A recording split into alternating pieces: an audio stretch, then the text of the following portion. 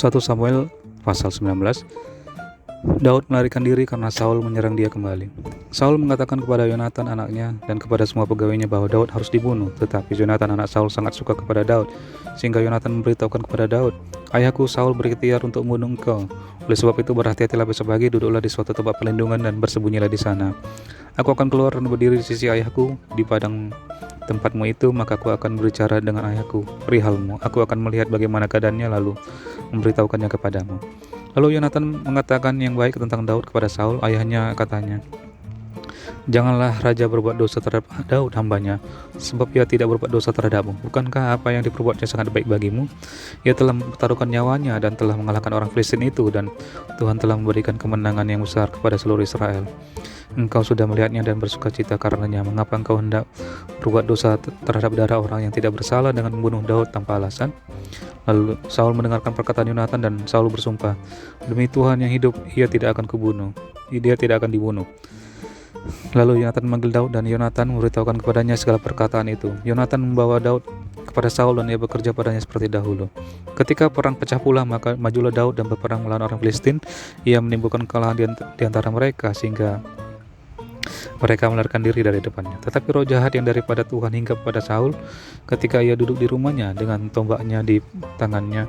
Dan Daud sedang main kecapi, lalu Saul berikhtiar menancapkan Daud ke dinding dengan tombaknya. Tetapi Daud mengelakkan tikaman Saul, sehingga Saul mengenai dinding dengan tombak itu. Sudah itu Daud melarikan diri dan luputlah ia pada malam itu. Kemudian Saul mengirim orang-orang suruhan ke rumah Daud untuk mengamat-amatinya dan untuk membunuh dia pada waktu pagi. Tetapi Mikal istri Daud memberitahukan kepadanya demikian, "Jika engkau tidak dapat meluputkan dirimu pada malam ini, maka besok engkau akan dibunuh." Lalu Mikal menurunkan Daud dari jendela, ia pergi melarikan diri dan luputlah ia. Sesudah itu Mikal mengambil terafim dan menaruhnya di tempat tidur, ditaruhnya selai tenunan bulu kambing di bagian kepala dan tutupinya dengan selimut. Lalu Saul mengirim orang-orang suruhan untuk mengambil Daud, tetapi perempuan itu berkata ia sakit. Sesudah itu Saul mengirim orang-orang suruhan itu untuk melihat Daud, katanya, "Bawalah dia ke atas tempat tidur kemari supaya ia dibunuh." Lalu masuklah para suruhan itu ke dalam dan tampaklah ada terafim di tempat tidur dengan sehelai tenunan bulu kambing di bagian kepala. Berkatalah Saul kepada Mikal, "Mengapa engkau menipu aku demikian itu dan melepas musuhku pergi sehingga ia luput?" Tetapi jawab Mikal kepada Saul, "Ia berkata kepadaku, biarkanlah aku pergi. Apa perlunya aku membunuh engkau?" Setelah Daud melarikan diri dan luput, sampailah ia kepada Samuel di Rama dan memberitahukan kepadanya segala yang dilakukan Saul kepadanya. Kemudian pergilah ia bersama-sama dengan Samuel dan tinggallah mereka di Nayot. Ketika diberitahukan kepada Saul demikian, ketahuilah Daud ada di Nayot dekat Rama. Maka Saul mengirim orang-orang suruhan untuk mengambil Daud. Tetapi orang-orang ini melihat sekumpulan nabi kepenuhan dan dengan dikepalai oleh Samuel dan roh Allah hinggap pada orang-orang suruhan Saul sehingga mereka pun kepenuhan seperti nabi. Lalu hal itu diberitahukan kepada Saul, ia mengirim orang-orang suruhan yang lain, tetapi orang-orang itu pun juga kepenuhan seperti nabi. Saul mengirim sekali lagi orang-orang suruhan rombongan yang ketiga dan orang-orang itu pun juga kepenuhan. Lalu ia sendiri pergi ke Rama sampai yang dekat perigi besar yang di Seku. Bertanyalah ia, katanya, "Di mana Samuel dan Daud?" Jawab orang, "Ada di Nayot dekat Rama." Lalu pergilah ia ke sana, ke Nayot dekat Rama, dan pada dia pun hinggaplah roh Allah, dan selama ia melanjutkan perjalanannya ia kepenuhan seperti nabi hingga ia sampai ke Nayot dekat Rama. Ia pun menanggalkan pakaiannya dan ia pun juga kepenuhan di depan Samuel. Ia rebah terhantar dengan telanjang sehari-harian dan semalam-malaman itu. Itulah sebabnya orang berkata, apakah juga Saul termasuk golongan nabi? 1 Samuel pasal 20. Perjanjian antara Daud dan Yonatan. Maka larilah Daud dari Nayot dekat Rama, sampailah ia kepada Yonatan lalu berkata, "Apakah yang telah kuperbuat? Apakah kesalahanku dan apakah dosaku terhadap ayahmu sehingga ia ingin mencabut nyawaku?" Tetapi Yonatan berkata kepadanya, "Jauhlah yang demikian itu, engkau tidak akan mati dibunuh. Ingatlah, ayahku tidak berbuat sesuatu, baik perkara besar maupun perkara kecil, dengan tidak menyatakannya kepadaku. Mengapa ayahku harus menyembunyikan perkara ini kepadaku? Tidak mungkin." Tetapi Daud menjawab, katanya, "Ayahmu tahu benar bahwa engkau suka kepadaku. Sebab itu pikirnya tidak boleh Yonatan mengetahui hal ini, nanti ia bersusah hati. Namun demi Tuhan yang hidup dan demi hidupmu, hanya satu langkah jaraknya antara aku dan maut." Yonatan berkata kepada Daud, "Apapun kehendak hatimu aku akan melakukannya bagimu. Lalu kata Daud kepada Yonatan, kau tahu, besok bulan baru, maka sebenarnya aku harus duduk makan bersama-sama dengan raja. Jika engkau membiarkan aku pergi, maka aku akan bersembunyi di padang sampai lusa petang. Apabila ayahmu menanyakan aku, haruslah kau katakan, Daud telah meminta dengan sangat kepadaku untuk pergi dengan segera ke Betlehem kotanya, karena di sana ada upacara pengorbanan tahunan bagi segenap kaumnya. Jika begini dikatakannya baiklah, maka hamba ini selamat. Tetapi jika amarahnya bangkit dengan segera, ketahuilah bahwa ia telah mengambil keputusan untuk mendatangkan celaka. Jika demikian, tunjukkanlah kesetiaanmu kepada hambamu ini, sebab engkau telah mengikat perjanjian di hadapan Tuhan dengan hambamu ini. Tetapi jika ada kesalahanku, engkau sendirilah membunuh aku. Mengapa engkau harus menyerahkan aku kepada ayahmu? Tapi jawab Yonatan, jauhlah yang demikian itu, sebab jika aku ketahui dengan pasti bahwa ayahku telah mengambil keputusan untuk mendatangkan celaka kepadamu, masakan aku tidak memberitahukannya kepadamu? Lalu bertanyalah Daud kepada Yonatan, siapakah yang akan memberitahukan kepadaku apabila ayahmu menjawab engkau dengan keras?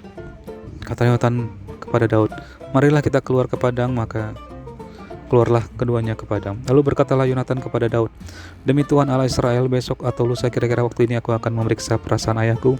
Apabila baik keadaannya bagi Daud, masakan aku tidak menyuruh orang kepadamu dan memberitahukannya kepadamu? Tetapi apabila ayahku memandang baik untuk mendatangkan celaka kepadamu, beginilah kiranya Tuhan menghukum Yonatan. Bahkan lebih lagi daripada itu, sekiranya aku tidak menyatakannya kepadamu dan membiarkan kau pergi, sehingga kau dapat berjalan dengan selamat, Tuhan kiranya menyertai engkau seperti ia menyertai ayahku dahulu. Jika aku masih hidup, bukankah engkau akan menunjukkan kepadaku kasih setia Tuhan? Tapi jika aku mati, janganlah engkau memutuskan kasih setiamu terhadap keturunanku sampai selama-lamanya. Dan apabila Tuhan melenyapkan setiap orang dari musuh Daud dari muka bumi, janganlah nama Yonatan terhapus dari keturunan Daud, melainkan kiranya Tuhan menuntut balas daripada musuh-musuh Daud. Dan Yonatan menyuruh Daud sekali lagi bersumpah demi kasihnya kepadanya, sebab ia mengasihi Daud seperti dirinya sendiri. Kemudian berkatalah Yonatan kepadanya, besok bulan baru, maka engkau nanti akan ditanyakan, sebab tempat dudukmu akan tinggal kosong. Tetapi lusa engkau pasti akan dicari, engkau harus datang ke tempat engkau bersembunyi pada hari peristiwa itu, dan duduklah dekat bukit batu. Maka aku akan memanahkan 3 anak panah ke samping batu itu, seolah-olah aku membidik suatu sasaran. Dan ketahuilah aku akan menyuruh bujangku, pergilah mencari anak-anak panah itu. Jika tegas kukatakan kepada bujang itu, lihatlah anak-anak panah itu lebih baik kemarin, maka datanglah. Sebab demi Tuhan yang hidup, engkau selamat dan tidak ada bahaya apa-apa.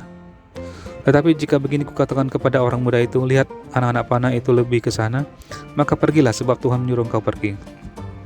Tentang hal yang kita janjikan itu antara aku dan engkau, sesungguhnya Tuhan ada di antara aku dan engkau sampai selamanya. Sesudah itu bersembunyilah Daud di padang ketika bulan baru tiba. Duduklah raja pada meja untuk makan. Raja duduk di tempatnya seperti biasa dekat dinding. Yonatan berhadapan dengan dia.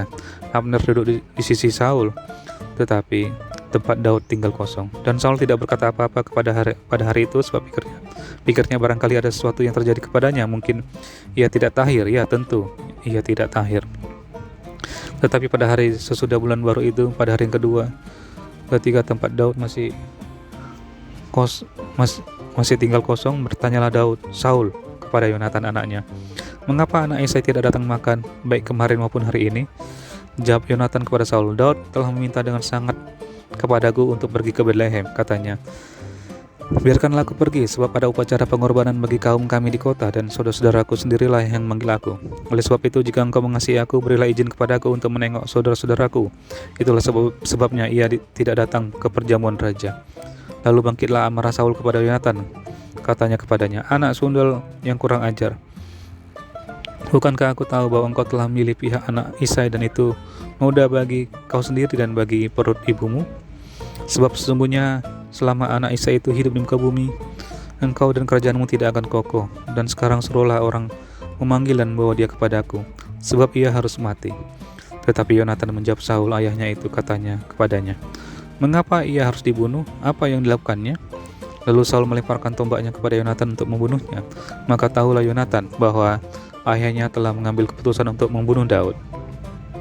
Sebab itu Yonatan bangkit dan meninggalkan perjamuan itu dengan kemarahan yang bernyala-nyala. Pada hari yang kedua bulan baru itu, ia tidak makan apa-apa sebab ia bersusah hati karena Daud, sebab ayahnya telah menghina Daud. Pada waktu pagi keluarlah Yonatan ke padang bersama-sama seorang budak kecil sesuai dengan janjinya kepada Daud. Berkatalah ia kepada budaknya, "Larilah, carilah anak-anak panah yang kupanahkan." Baru saja budak itu berlari, maka Yonatan melepaskan sebatang anak panah lewat kepala budak itu. Ketika budak itu sampai ke tempat letaknya anak panah yang lepaskan Yonatan itu, maka berserulah Yonatan dari belakang budak itu, katanya, "Bukankah anak panah itu lebih ke sana?" Kemudian berserulah Yonatan dari belakang budak itu, "Ayo cepat, jangan berdiri saja." Lalu Yonatan memungut anak panah itu dan kembali kepada tuannya. Tapi budak itu tidak tahu apa, hanya Yonatan dan Daudlah yang mengetahui hal itu. Sesudah itu Yonatan memberikan senjatanya kepada budak yang menyertai dia dan berkata kepadanya, "Pergilah, bawalah ke kota." Maka pulanglah budak itu, lalu tampillah Daud dari sebelah bukit batu. Ia sujud dengan mukanya ke tanah dan menyembah 3 kali. Mereka bercium-ciuman dan bertangis-tangisan. Akhirnya Daud dapat menahan diri. Kemudian berkatalah Yonatan kepada Daud, "Pergilah dengan selamat, bukankah kita berdua telah bersumpah demi nama Tuhan? Demikian, Tuhan akan ada di antara aku dan engkau, serta di antara keturunanku dan keturunanmu sampai selamanya." Setelah itu bangunlah Daud dan pergi,